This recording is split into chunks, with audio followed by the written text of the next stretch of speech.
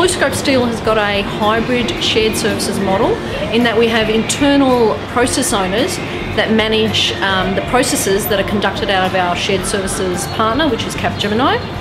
Quite recently we've renegotiated the contract, so now we have a much more commercial based contract, and as a result of that and looking towards a cost down model, we've now outsourced part of those processes to Capgemini's Nanhai office in China.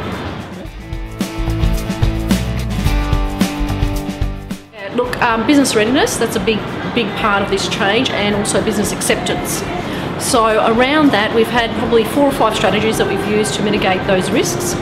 Obviously getting stakeholders engaged very early on what processes are we going to offshore, making sure they understand what the touch points are, and actually getting them to review the process.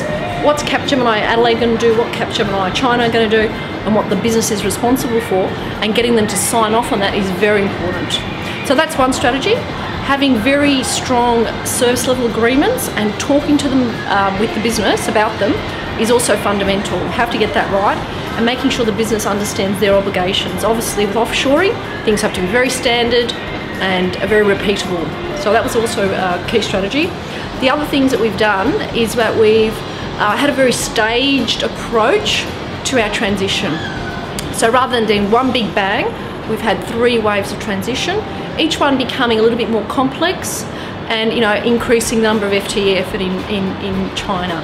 So what that meant for the business, they became more comfortable with an offshore partner doing these pieces of work, and have realised now that it's quite seamless.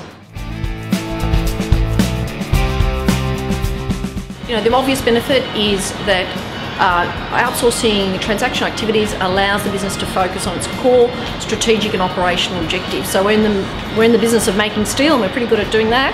So we need to release that energy and focus on that strategic objective.